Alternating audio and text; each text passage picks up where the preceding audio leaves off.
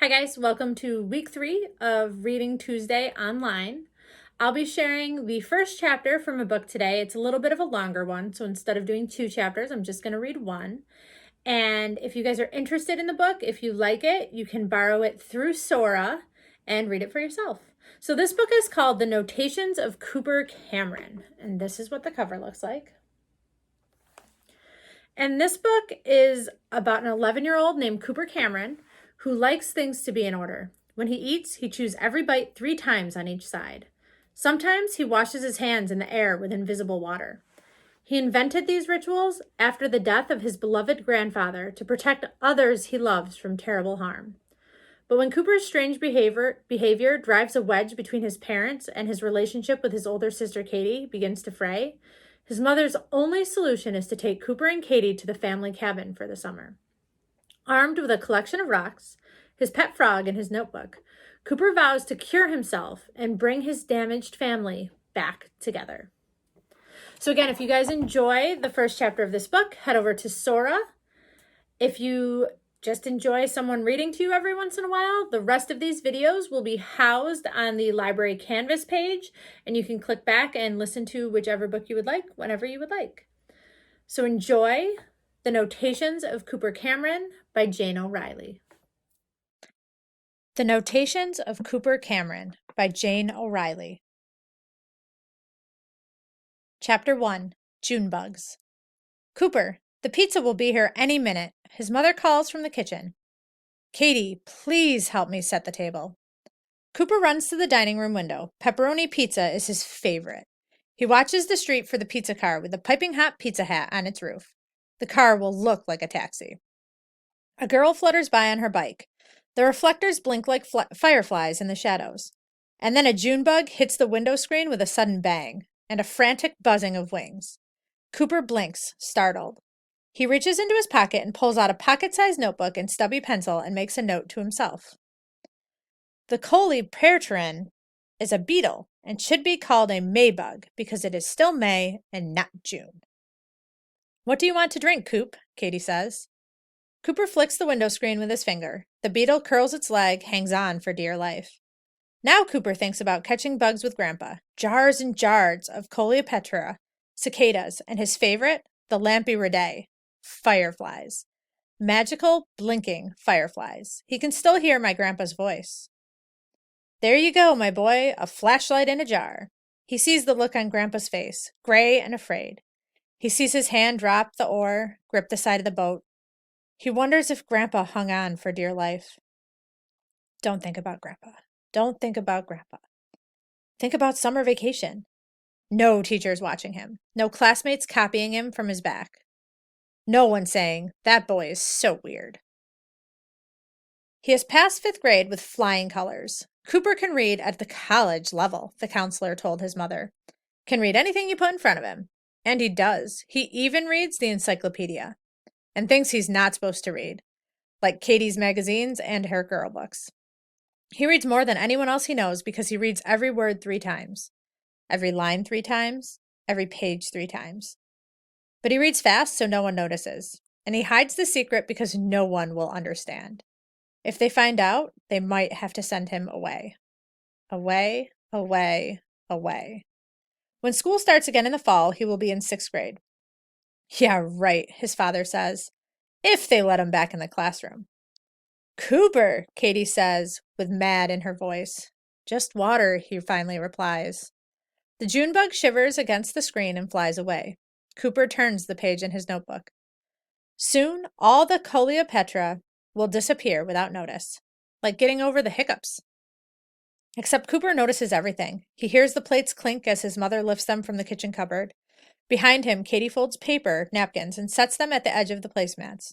His father has flipped open his wallet so he can pay the piping hot pizza delivery man. All I have are ones, his father says with a lot of mad in his voice. Here it comes, the beat-up car with the piping hot pizza hat. Headlights bounce in the driveway. The piping hot pizza is here, Cooper says in a happy voice, just like he's supposed to, just like a regular kid. The doorbell rings. Cooper beats Katie to the dining room table, to the tilting stack of dollar bills. Don't, Cooper. Dad'll get mad, Katie whispers. Dad will get mad. Dad will get mad. Dad will get mad. He always gets mad. There's something wrong with that boy, booms in Cooper's head. That boy needs help. Booms and booms and booms. There's something wrong with the father, too. The father is always angry. But Cooper would never say such a thing out loud. Still, Cooper can't help himself. The dollar bills are a mess. No one cares about them. 1, 2, 3. He begins to count them, turns them right side up. Cooper isn't doing anything wrong. It's that boy. That boy won't leave him alone. But sometimes Cooper is glad that boy is there. Sometimes he needs that boy. That boy worries about the girl on the bike, in the dark, worries about all the Coleoptera. Worst of all, he worries about his family. 4, 5, 6. Cooper, I mean it, Katie says. He lowers his voice. 7, 8, 9. One at a time, the boy turns the dollar bill faces upwards, towards the sky. Cooper! The boy has plugged Cooper's ears. He can barely hear Katie. And now he matches the edges, makes the dollar bills look neat and happy like pages of a closed book. 10, 11, 12. George Washington smiling, smiling, smiling. He wishes he could smile like George Washington, without a care in the world. 27 times. Cooper's mother stands with heavy plates in her arms, watching the father watch the boy. For God's sakes, the father says, pulling the bills from Cooper's fingers. He shoves the wad of money into the hands of the piping hot pizza driver and slams the door. He wishes he would have had a 20. I wish just once. But he doesn't tell them what he wishes. He just shakes his head with mad on his face. Cooper's mother sets the plates on the table, serves him 2 big slices of pepperoni pizza. The cheese slides to the hot plate and the steam rises in a hot pizza cloud as she sits down. Cooper picks off the piping hot pepperoni, stacks it on his plate like the Leaning Tower of pizza. I think I'll take the kids to the cabin, she says as she tucks her long dark hair behind her ears with both hands. I think it'll be good for them. The cabin? Cooper carefully balances the last piece of pepperoni on top of the tower. He doesn't want to go to the cabin. No one has been there in almost 2 years. Not since Grandpa died. Fell into the water and died. Reached for the fishing rod, dropped his pipe, burned his shirt, and died. Under the table, Cooper slides his notebook from his pocket, holds it in his lap so no one sees that he is writing. Bad memories are like scary movies. You never forget them. Sounds good to me, the father says. For the whole summer, Cooper's mother says. Cooper can feel that boy getting closer, like a dark shadow moving across him. He freezes, except for his right foot. His right foot taps 3 times so softly that no one can hear him, not even the father. You can't be serious, Katie says. You can't make me go for the whole summer. There's no TV, no running water. I'll lose my mind. Cooper knows better than to say such a thing. Not Katie, though. She's 15 and a half years old already. His mother can't believe it. Cooper can. Cooper listens carefully as he writes in his notebook. Everything Katie says is getting more and more believable every day. I am serious, his mother says. She has mad in her voice, just like Katie, but she's not angry. We'll leave first thing in the morning, she says. Katie slams her glass of milk on the table.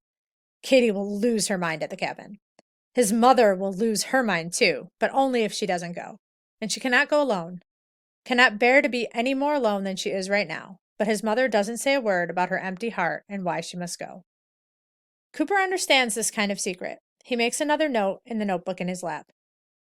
Scared sounds like angry when scared is a secret.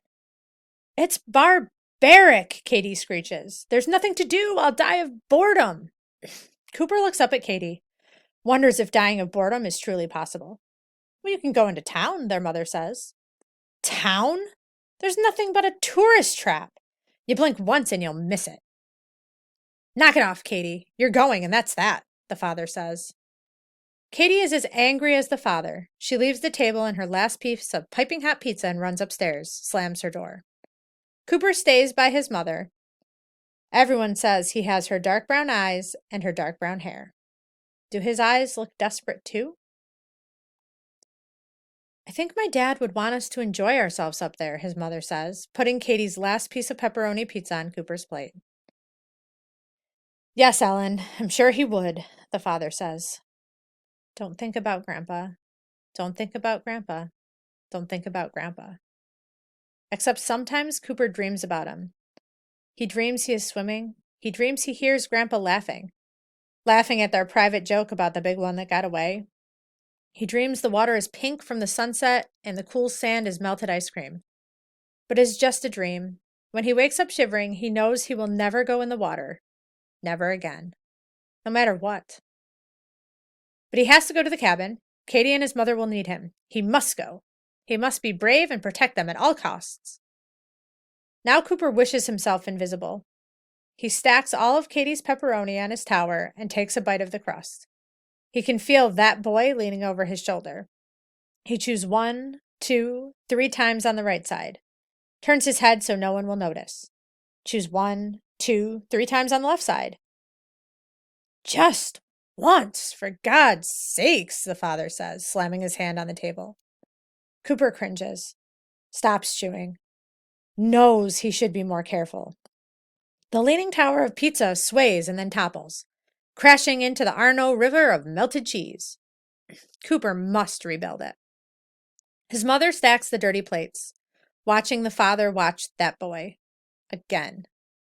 Just once, I wish you could eat like a normal person, or something. So does Cooper. But the medicines don't work, and the doctors don't work. And the happy thoughts don't work. Nothing has worked. That boy won't leave him alone. And for the last time, put that stupid notebook away. Cooper looks down and pushes the notebook into his pocket.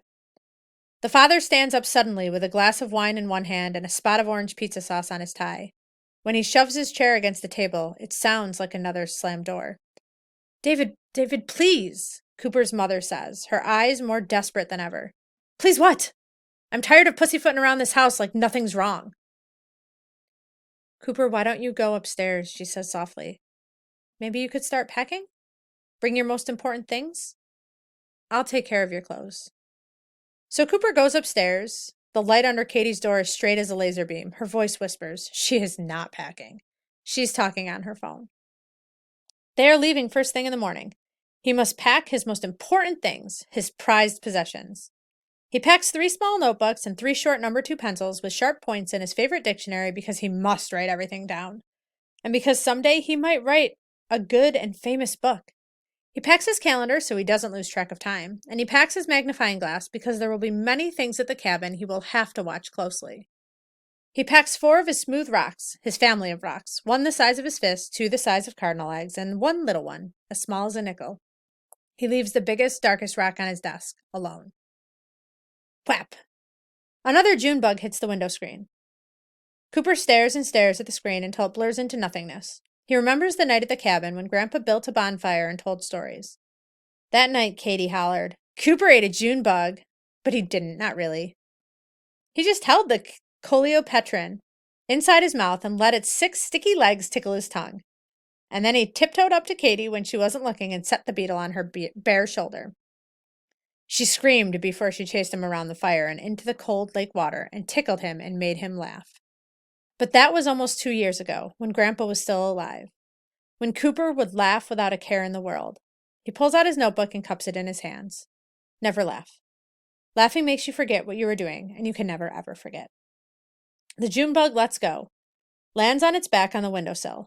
Arms and legs reaching. Reaching. Cooper raises the screen. Tonight he will not get a canning jar. He will not punch holes in its lid. Because even if you add grass and leaves, the June bug will die, and there's nothing you can do about that, except never ever put a June bug in a canning jar. He turns the bug right side up, scoots him off the ledge, and sends him fleeing into the night. Amicus hiccups behind him. Of course I'm taking you, he says, so Amicus won't worry. But he can't pack Amicus. Amicus needs to breathe. He's an amphibian. First he was an egg, then he was an embryo, then he was a tadpole. Cooper spotted him swimming in the bait can. Look, Grandpa, that minnow has black dots. Well, well, my boy, Grandpa said with his pipe in his mouth. That is not a minnow. The Latin name for that little guy is Rana clementans. You take care of that tadpole and you'll have yourself a nice little friend. Cooper cupped his hands around the tadpole, saved him from the gnawing minnows. Grandpa, how do you say friend in Latin? Amicus, Grandpa said. How do you do, Amicus? Cooper said, nose to nose with the tadpole. When Grandpa came home with the aquarium, Cooper filled it with 6 inches of water, and then he went outside and found a small rock on the beach, a rock the size of a nickel, and added it to his family of rocks. Like magic, Amicus grew legs and a long tongue and turned into a frog. Cooper places 1 food nugget on the big plastic lily pad and waits. Amicus jumps from his tree branch into his bowl and snaps the food nugget with his long tongue. And now Cooper, Katie, and their mother and Amicus are going to the cabin for the whole summer.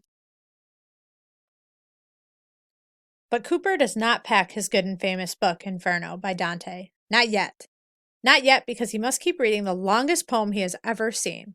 So long it has chapters called cantos. It is the most important thing he will bring to the cabin.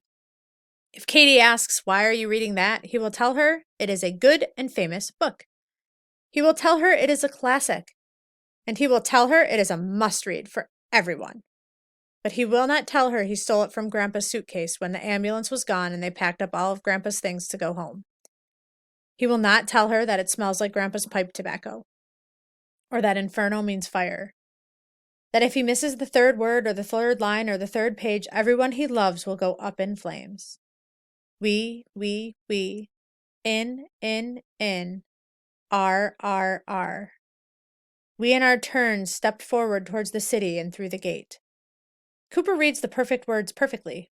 Reads and reads. He reads into the night as if his life depends on it. Because it does.